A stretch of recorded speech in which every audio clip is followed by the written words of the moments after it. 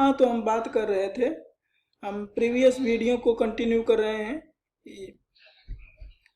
हमने पिछले वीडियो में ये पढ़ा कि अगर दो पैरेलल लाइंस को कोई ट्रांसवर्सल इंटरसेक्ट करती है तो ट्रांसवर्सल के एक ही साइड के इंटीरियर एंगल सप्लीमेंट्री होते हैं, मतलब उनका सम 180 डिग्री होता है।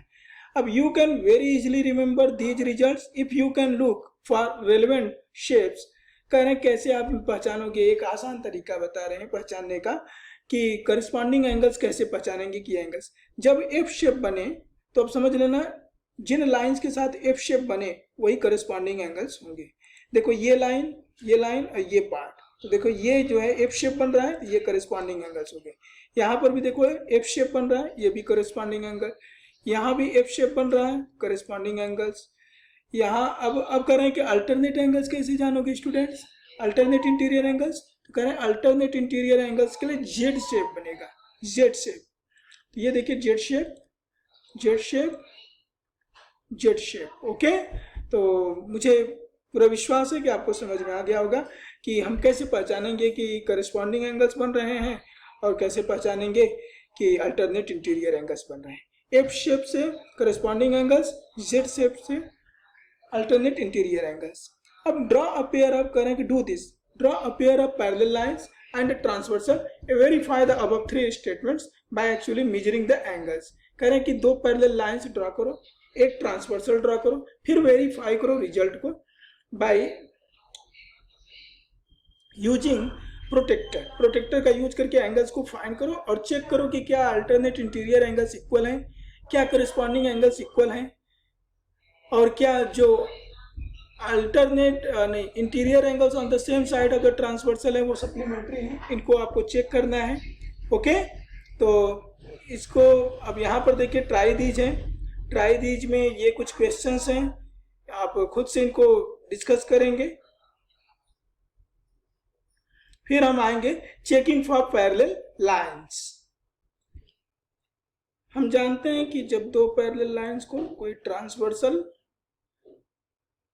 इंटरसेक्ट करती है तो pair of alternate interior angles equal होते हैं, pair of corresponding angles equal होते हैं, और interior angles on the same side of the transversal are also supplementary.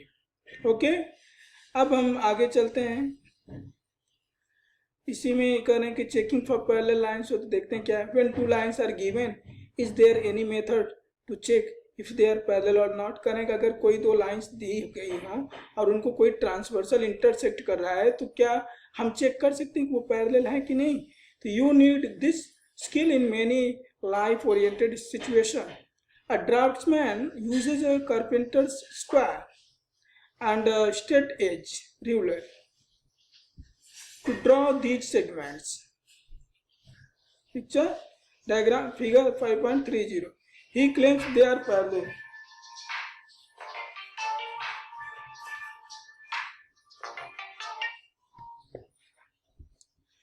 How are you able to see that he has kept the corresponding angles to be equal? Thus, when a transversal cuts two lines such that pairs of corresponding angles are equal, then the lines have to be parallel. कह रहे हैं कि अगर दो lines को कोई transversal इस तरह से कट कर रही हो कि pair of corresponding angles equal हो, कोई भी one pair of corresponding angles equal है तो वो लाइन पैरेलल होंगी, या कोई भी one pair of alternate interior angles equal है तो लाइंस पैरेलल होंगी, या ट्रांसवर्सल के एक ही साइड के इंटीरियर एंगल्स सप्लीमेंट्री हो, मीन्स उनका सम 180 डिग्री हो तो भी वो लाइंस पैरेलल होंगी। राइट, अब इसी में कह रहे हैं look at the letter Z, the horizontal segment are parallel because the alternate angles are equal. आप कहोगे सर कैसे इक्वल, क्योंकि ये देखो ये शो कर रहा है कि ये दोनों अल्टरनेट एंगल्स इक्वल है। जब अल्टरनेट एंगल्स इक्वल होंगे तो लाइंस पैरेलल होंगी। मीन्स आप ऐसे जानो कि लाइंस पैरेलल हैं तो अल्टरनेट इंटीरियर एंगल्स इक्वल होंगे, करस्पॉन्डिंग एंगल्स इक्वल होंगे, ट्रांसवर्सल के एक ही साइड के इंटीरियर एंगल सप्लीमेंट्री होंगे। और इसका कन्वर्स कहता है कि अगर अल्टरनेट इंटीरियर एंगल्स इक्वल हैं तो लाइंस पैरेलल होंगी, करस्पॉन्डिंग एंगल्स इक्वल हैं तो भी लाइंस पैरेलल होंगी, interior angles on the same side of the transversal और सप्लीमेंट्री तो भी लाइंस क्या होंगी parallel. Okay, When a transversal cuts two lines such that pairs of alternate interior angles are equal, the lines have to be parallel. Right? Here you can easily see a line transversal M intersects line P and line L. Here it is given angle 1 and angle 2 are right angles, and these are interior angles on the same side of the transversal. Interior angles on the same side of the transversal. These two angles are supplementary, means when you will add angle 1 and angle 2, we will get 180 degree. 180 degree means supplementary. That means these two lines are parallel. So draw a line M perpendicular to L. Again draw a line P such that P is perpendicular to M. कह रहे हैं कि पहले एक line L लो, उस पर perpendicular M draw कर दो, फिर इस लाइन M के किसी पॉइंट पर परपेंडिकुलर लाइन P ड्रा कर दो. अब 10 P is perpendicular to L. कह रहे हैं कि L पर जो परपेंडिकुलर M है, M पर परपेंडिकुलर L है. तो जब किसी लाइन पर कोई परपेंडिकुलर ड्रा करो और उस परपेंडिकुलर का कोई परपेंडिकुलर ड्रा कर दो, तो जो लास्ट में परपेंडिकुलर ड्रा किया था मीन्स M का परपेंडिकुलर M ड्रा किया, M का परपेंडिकुलर P ड्रा किया, तो P और L दोनों क्या हो जाएंगे, पैरेलल हो जाएंगे. कैसे होंगे वो ऐसे जानो कि यहाँ 90 डिग्री, यहाँ 90 degree. Sum of interior angles on the same side of the transversal are supplementary. Therefore, lines P and L are parallel to each other. Thus, when a transversal cuts two lines such that pairs of interior angles on the same side of the transversal are supplementary, the lines have to be parallel. Here, try this. Is L parallel to M? You have to give answer. Is L parallel to M? Here, you have to give answer. आप खुद से जो पढ़ा है उसके base पर answer देना है आपको. इन ट्राई दिस को आपको सॉल्व करना है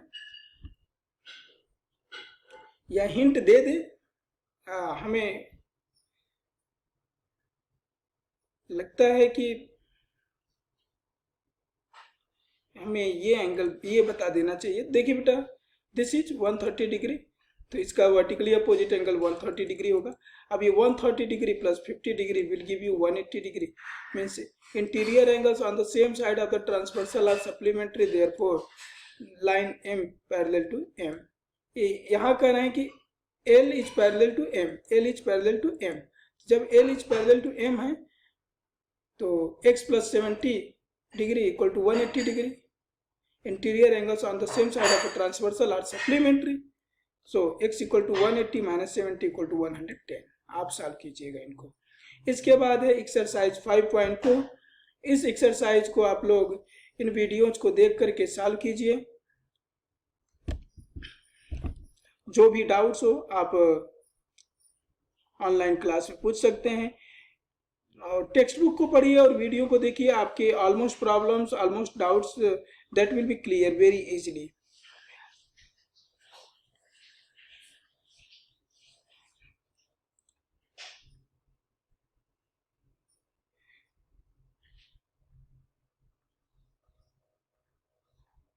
तो ये पूरे चैप्टर में यही दो एक्सरसाइज थे. अब ये जो चैप्टर है लाइंस एंड एंगल्स बहुत ही इंपॉर्टेंट चैप्टर है स्टूडेंट्स. आपके कॉन्सेप्ट्स को क्लियर करने के लिए it is very important chapter.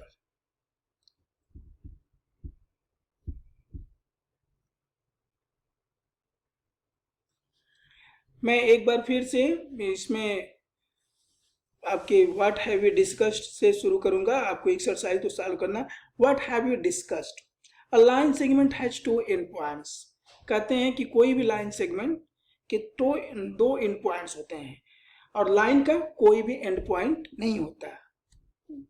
वो इनडेफिनिट लेंथ की होती है, दोनों साइड में वो एक्सटेंड होती रहती है. तो a line has no end points while a line segment has two end points. Second, a ray has only one endpoint.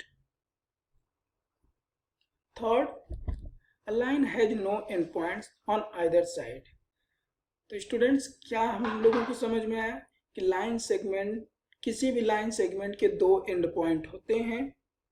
किसी भी रे का कोई एक ही एंड पॉइंट होता है और एक लाइन के दो एंड पॉइंट, और लाइन का कोई भी एंड पॉइंट नहीं होता है। जियोजेब्रा से इसको समझाते हैं।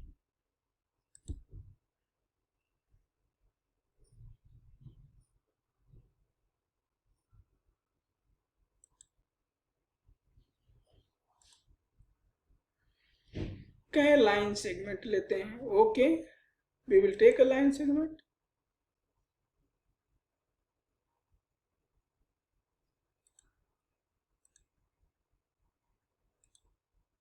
देख लीजिए, it's a line segment, it has two endpoints.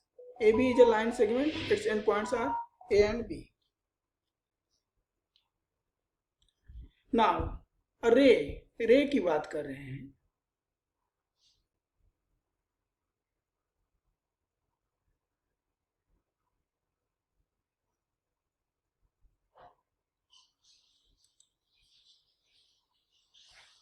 रे की बात की है तो हम रे पर चलते हैं, आपको रे भी दिखाते हैं। देखो, अब कहोगे सर इस रे का भी एंड पॉइंट है। नहीं, इसका एक ही एंड पॉइंट है, यहाँ से इनिशिएट हुई है, सोर्स है। अब इस साइड में रे एक्सटेंड होती जा रही है, but we don't know whether it will terminate. And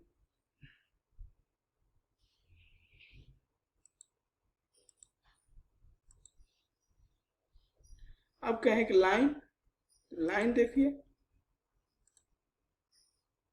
बोलिए इसका कोई एंड पॉइंट है, चेक कर लो। इस लाइन पर दो पॉइंट्स दिए हैं ई एंड एफ, इसी से लिखेंगे कि इट्स अ लाइन। तो लाइन को दो कैपिटल लेटर से रिप्रेजेंट करते हैं या एक स्मॉल लेटर से। तो हमने देख लिया लाइन सेगमेंट के दो एंड पॉइंट्स होते हैं। रे का एक एंड पॉइंट होता है जिसको सोर्स कहते हैं और दूसरा वर्टेक्स होता है। लाइन का कोई भी एंड पॉइंट नहीं होता है। फिर हम चलते हैं आगे, एक एक करके आप लोगों को डिस्कस करेंगे, समझाएंगे, तो आपको बहुत अच्छे से समझ में आएगा। In the last we must study summary of the chapter. An angle is found when two lines meet. कह रहे हैं कि जब दो लाइन मिलती हैं तभी एंगल्स फॉर्म होते हैं। अब लाइन की बात होती है तो देखो, लाइन मिलेंगी तो एक एंगल नहीं बनता, तो एंगल बनते हैं। यहां करें N angle is found when two lines और रे और लाइन सेगमेंट मेट्स। देखो, जब लाइन्स मिलेंगे तो एंगल नहीं बनेंगे, एंगल्स बनेंगे। दिखा देते हैं आपको।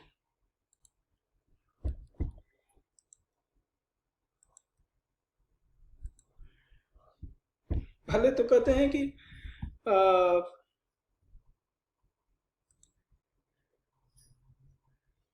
लाइन सेगमेंट से एंगल बनते हैं। देखो, ये एंगल बन गया, ये एंगल मेजर करना है, मेजर कर लो। मेजर करते हैं इसको, देख लो कितना है, 67.05 डिग्री। इसको राउंडिंग कर देंगे तो ये हो जाएगा, 0 प्लस पर राउंड कर देंगे तो 67 डिग्री एंगल बन गया ना। ये लाइन सेगमेंट इंटरसेक्ट की तो। और दूसरा है रे से। कहोगे सर आप रे से भी दिखाइए, तो देखिए ये एक रे हो गई और दूसरा रे यहां से इनिशिएट कर दिए।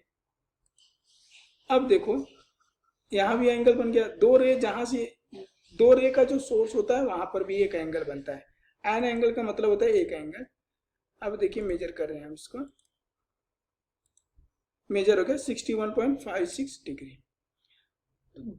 तो अब क्लियर हो गया, लाइन सेगमेंट्स मीट की, कहीं पर मीट की तो वहां पर एंगल बनता है। रे जिस पॉइंट से निकलती है वहां पर एंगल बनता है। लेकिन अगर लाइन सेगमेंट्स या रे या लाइन इंटरसेक्ट कर दी तब चार एंगल बनते हैं। देख लो आप,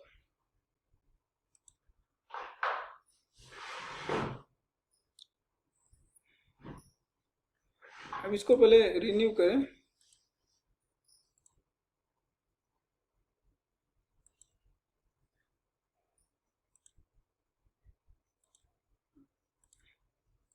एक लाइन, दो लाइन। अब देखिए कितने एंगल्स बन गए? 4।